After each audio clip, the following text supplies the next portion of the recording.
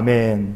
할렐루야. 영과 진리로 하나님을 예배하고 어떤 시련을 만나도 주께 소망을 두며 사는 믿음의 성도들이 되시기를 축복합니다. 성도는 하나님 나라에 소망을 두고 사는 사람들입니다. 그래서 우리가 하나님 나라를 향하여 가고 있어요. 하지만 믿음의 길에, 천국 가는 길에는 또한 많은 시험이 기다리고 있습니다. 왜 믿음의 길에 시험이 있을까?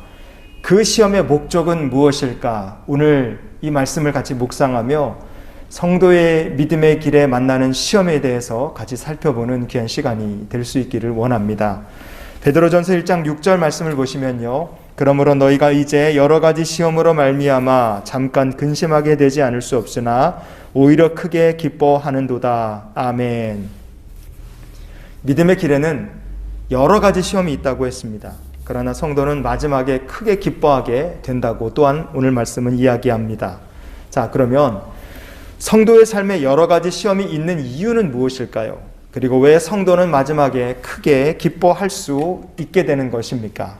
첫 번째로 하나님께서 능력으로 보호하시기 때문에 그렇습니다.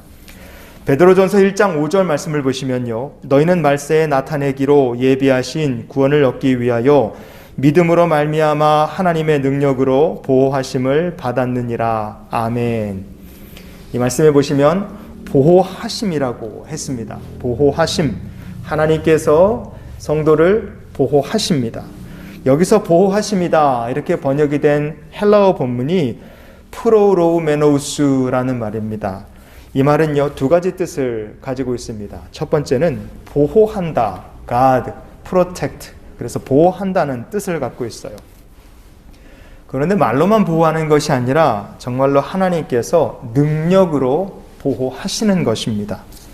지금 전 세계가 주목하는 뉴스 중에 하나가 바로 러시아와 우크라이나 사이의 갈등입니다.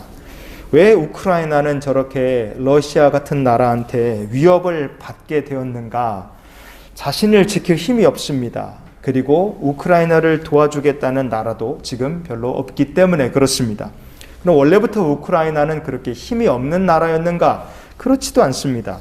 1991년도에 소련이 무너졌어요. 그때 우크라이나가 독립을 합니다. 그때 우크라이나에는요, 구소련 시절에 만들어 온 핵무기가 1700발이나 있었습니다. 또 대륙간 탄도미사일도 170발이나 있었다 그래요. 1994년 당시에 우크라이나는요, 세계 3위 핵무기 보유국이었습니다. 발사 버튼 하나만 잘못 눌렀다가는 온 세상을 잿더미로 멸망시킬 만큼 강한 힘을 가지고 있는 나라가 우크라이나였습니다. 미국과 러시아, 영국 등 강대국들이 우크라이나를 압박했어요. 핵을 포기해라. 설득을 했습니다. 그리고 핵을 포기하면 지켜주겠다. 그래서 부다페스트 안전보장각서를 체결합니다. 그래서 우크라이나가 1996년도에 비핵화를 했습니다. 그러나 지금 러시아는 우크라이나를 쳐들어가려고 저렇게 위협을 하고 있습니다. 자기들이 사인을 한 안전보장각서 이런 건 이미 휴지가 된 지 오래입니다. 우크라이나를 도와주겠다, 보호해주겠다고 약속을 했던 강대국들도 지금 우크라이나를 위해서 피를 흘리고 싸워줄 생각이 별로 없어 보입니다. 신실하지 못하고 약속을 지키지 않기 때문에 그래요. 그래서 우크라이나 국민들만 지금 불쌍한 처지가 됐다고 볼 수 있습니다. 성도에게는 세상과 싸워 이길 힘이 없습니다. 능력도 없습니다. 그러나 성도에게는 신실하신 하나님이 계십니다. 왜냐? 성도란 하나님의 소유된 백성이기 때문에 그래요. 성도는 하나님의 소유입니다. 그래서 하나님께서 하나님의 능력으로 지켜주시는 것입니다. 능력이다 이렇게 번역된 헬라어 본문이 두나메이라는 말입니다. 능력, 권능, 권세라는 뜻을 가지고 있어요. 이 능력이라는 것이 얼마나 대단한 것인가. 예수님께서 고향인 나사렛에서요, 가서 복음을 전하셨는데도 고향에서 배척을 당하셨어요. 성경은 예수님의 나사렛 사역에 대해서 이렇게 말을 합니다. 마가복음 6장 5절을 보시면요, 거기서는 아무 권능도 행하실 수 없어 다만 소수의 병자에게 안수하여 고치실 뿐이었고. 아멘. 안수를 해서 병자가 고침을 받았다? 한 명도 아니고 몇 사람, 여러 사람이 그렇게 고침을 받았다? 사실 이것만 해도 대단한 일입니다. 병고침의 역사가 나타났다는 것만 해도 엄청난 성령의 역사입니다. 그런데 성경은 이렇게 말하죠. 거기서는 아무 권능도 행하실 수 없었다 그랬어요. 사람의 병을 고치는 것 정도는요, 예수님에게 권능도 아니라는 뜻입니다. 즉 하나님의 권능은 병을 고치는 것보다 더 대단한 일도 가능하다는 뜻입니다. 어떤 것이 가능할까요? 권능으로요. 사람들이 예수님께 침상에 누운 중풍병자를 데려왔을 때 예수님께서 이렇게 말씀하셨어요. 마태복음 9장 6절에 보시면요. 그러나 인자가 세상에서 죄를 사하는 권능이 있는 줄을 너희로 알게 하려 하노라. 아멘. 예수님께서 인자가 세상에서 병을 고치는 권능이 있는 줄 이렇게 말씀하지 않으셨습니다. 예수님께서는요, 인자가 세상에서 죄를 사하는 권능이 있는 줄 이렇게 말씀하셨어요. 하나님의 권능은요, 육체의 질병, 연약함보다 훨씬 더 크고 훨씬 더 심각하고 훨씬 더 무서운 것도 능히 고치실 수 있는 능력입니다. 죄마저도 사하실 수 있는 힘이에요.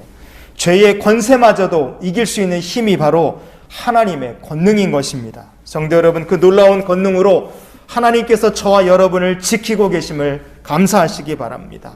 하나님께서 거듭난 성도를 그 권능으로 지키고 계십니다.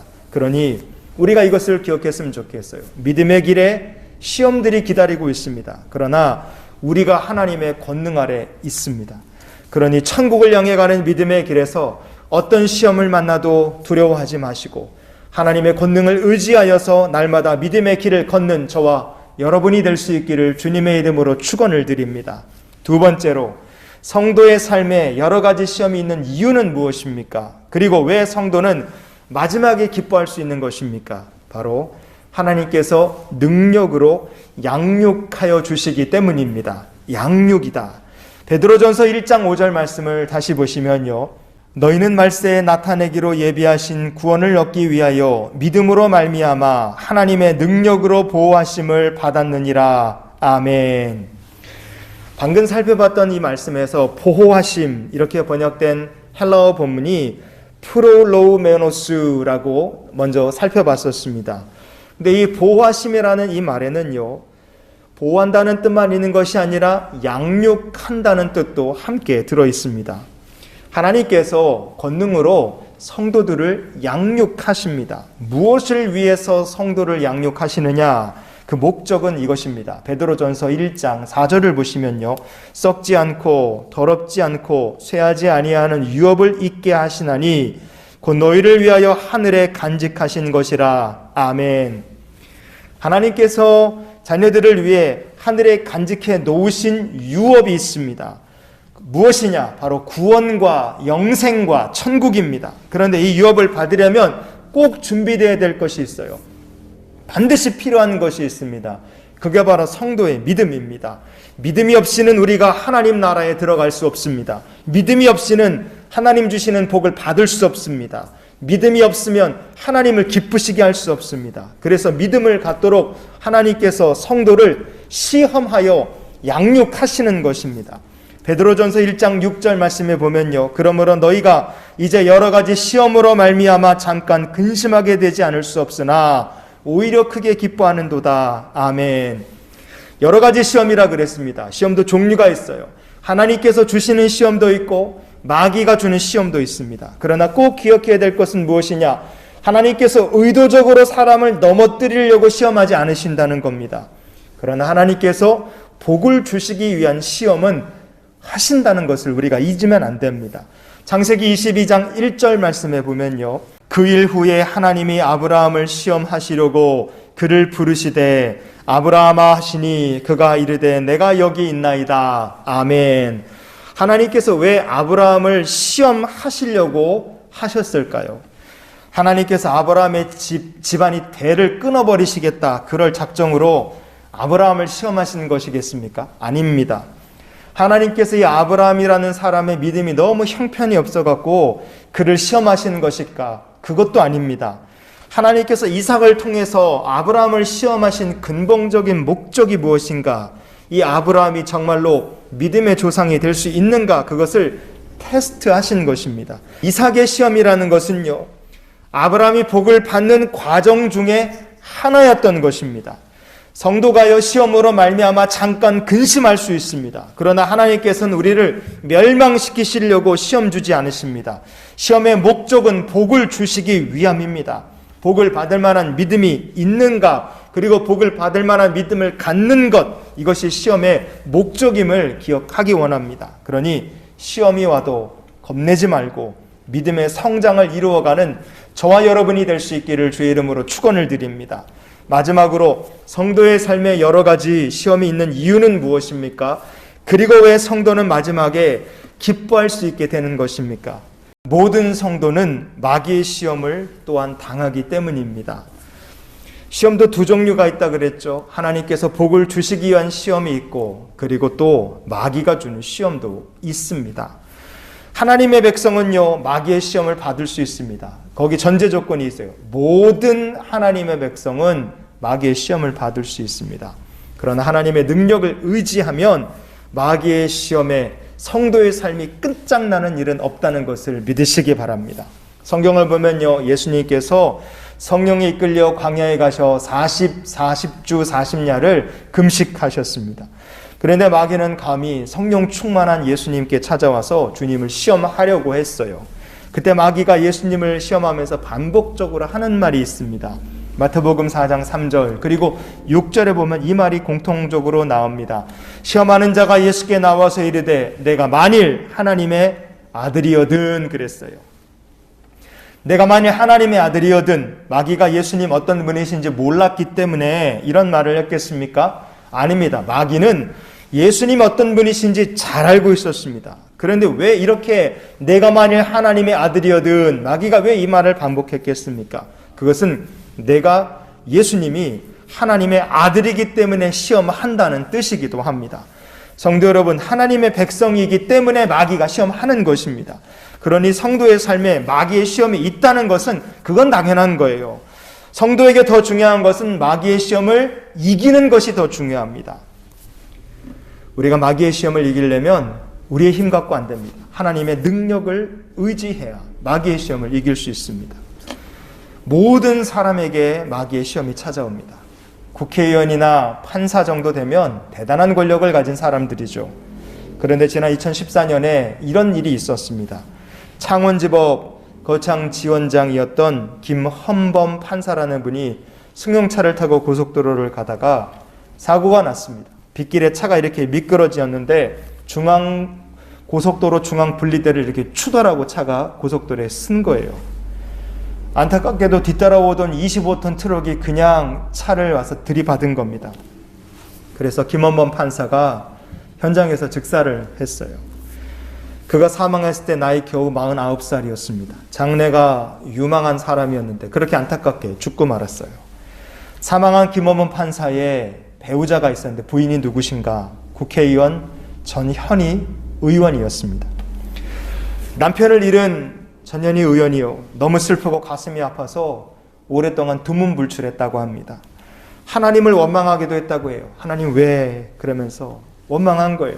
그러나 너무 큰 슬픔 중에서도요, 그가 하나님께 계속 기도했다고 합니다. 그러자 하나님께서 이 전현희 의원의 마음속에 위로를 주시고 용기를 주시고 사명을 새롭게 깨닫게 해주시더랍니다. 이제는 나만을 위해서 살지 말고 나처럼 고난을 당한 사람들을 위해서 살자. 큰 고난 중에서 기도하며 자기의 사명을 재발견했다고 합니다. 성도 여러분, 복을 주시려고 하나님께서 우리에게 주시는 시험은 문제가 되지 않습니다. 왜냐하면 성도가 감당할 수 있고 그 시험을 통과할 수 있도록 하나님께서 지키시고 양육하시기 때문에 그래요. 그런데 문제는 마귀가 주는 시험입니다. 마귀의 시험은요, 누구나 당합니다. 예수님마저도 시험하는 게 마귀예요. 국회의원이나 판사, 그보다 더한 권세와 재물을 가졌다 할지라도 누구든지 인생에 마귀의 시험은 찾아올 수 있는 것입니다. 우리의 힘으로 마귀의 시험을 못 이깁니다. 우리의 힘만으로는 마귀의 시험, 그리고 그 시험에서 오는 슬픔을 감당할 수가 없습니다. 그러나 성도가 하나님의 능력을 의지할 때 마귀의 시험을 이기게 됨을 믿으시기 바랍니다. 하나님의 능력을 의지하는 성도가 하늘에 예비되어 있는 유업을 받게 됨을 믿으시기 바랍니다. 하나님의 능력을 의지하는 성도가 마지막에 크게 기뻐하는 삶을 살게 된다는 것을 꼭 기억하시기를 축복합니다. 그러니 우리가 이런 기도로 한 주간의 삶을 살았으면 좋겠습니다. 주여, 마귀의 시험이 와도 겁내지 않게 하옵소서. 시험과 환난과 고통 많은 세상을 삽니다. 그러나 시험을 잘 분간하는 주의 백성들이 됐으면 좋겠어요. 하나님께서 복을 주시기 위해 우리의 삶에 찾아온 시험이라면 잘 통과하실 수 있기를 축복합니다. 그리고 마귀의 시험이 있다면 하나님의 권능을 의지해서 그 시험을 이기고 하나님께서 주시는 큰 기쁨을 마지막에 누리는 믿음의 성도들이 되시기를 바랍니다. 이번 한 주간도 어떤 시험이 와도 겁내지 말고 능력의 주님 붙들고 주와 동행하는 저와 여러분의 삶이 될 수 있기를 예수님의 이름으로 축원을 드립니다. 기도하시겠습니다. 좋으신 아버지 하나님, 그 어떤 환난과 시험이 찾아와도 하나님의 능력과 하나님의 그 사랑을 힘입어서 시험을 이기는 주의 거룩한 백성들이 되게 하여 주시옵소서. 그리고 성도들이 드린 예물을 받으시고 우리 하나님께서 마음껏 축복하시사 하나님을 자랑하는 축복의 간증자들이 될 수 있도록 주여 모든 예물을 받아 주시옵소서. 이제는 우리를 사랑하신 우리 구주 예수 그리스도의 크신 은혜와 하나님 아버지의 크고 놀라우신 사랑과 성령님의 동행하시며 내주 교통 역사 충만케 하시는 은혜가 이 귀한 성도들의 앞날 위에 지금부터 영원토록 부어주시고 함께 하시기를 축원하옵나이다. 아멘.